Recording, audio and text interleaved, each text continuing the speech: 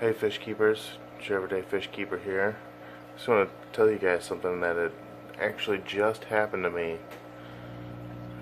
probably about an hour or two ago. So I came down here to my fish room to feed my Oscar here, my blood parrot. They're currently in a 55-gallon tank. It's just a holding tank till I get my 225-gallon tanks up and moving.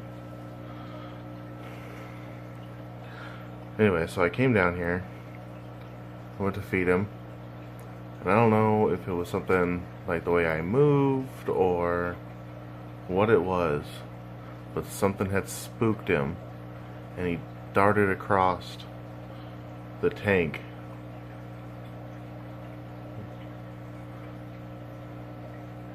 It was almost violently, like he was trying to get away from something, or if he was trying to attack something. I don't know, but he got spooked. Never seen him swim that fast. I didn't realize that he was so strong. But something to keep in mind whenever you're keeping these large Central and South American cichlids, that they are very strong, a lot stronger than you expect for them just being fish. But what had happened was, I heard a bang. I was almost worried he was going to crack the tank. Just kind of it being a little smaller than you would normally try to keep an Oscar this size in. But what I had heard was, I don't know how well you guys can see this, he had broke the heater.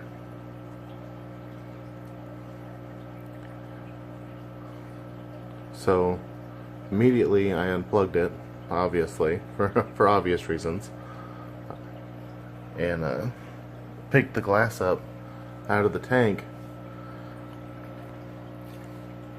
But I had never once thought that maybe a glass heater inside of a tank with such a large fish might be a bad idea. I'm thankful that I was here when it happened, so I could have unplugged it and got the glass out immediately, because who knows, how devastating that would have been. It could have exploded in the tank, it could have, electrocuted the fish. I mean, that's just not something I want to happen to any fish, let alone my own.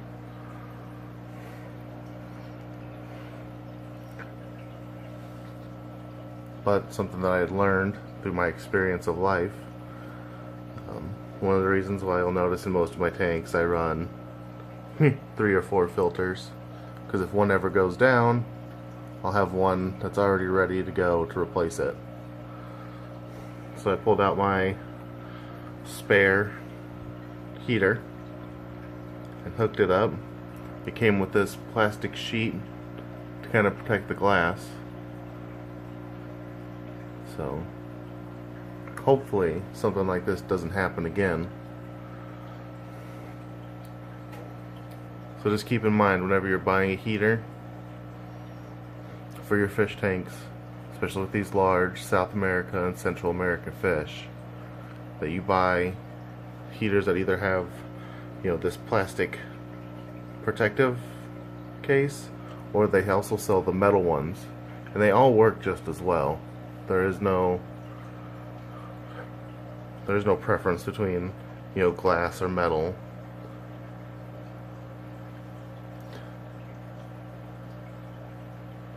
I mean, as I said, they all work all the same.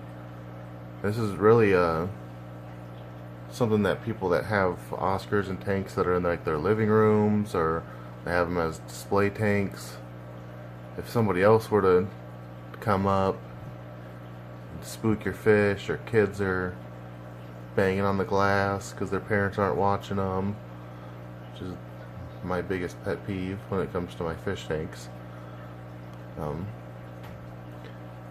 Other people may not know how to handle the situation, might freak out, might just try to pretend like, nothing had happened, just because they don't know the dangers of a heater that breaks inside of your fish tank. Like, this is 55 gallons. I mean, that I don't want all over my floor. That I don't want to being electrified, frying my fish, you know, electrocuting somebody who touches the water. Just kind of wondering what happens.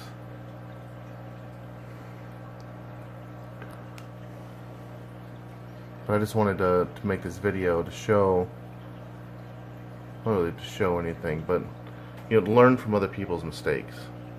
I learned from a lot of mistakes from watching videos on YouTube and reading forums, and I just never took into consideration that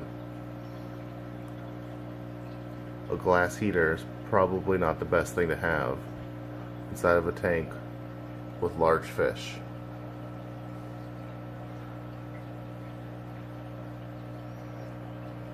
But that's all I have for you today. Thanks for watching, and have a great day.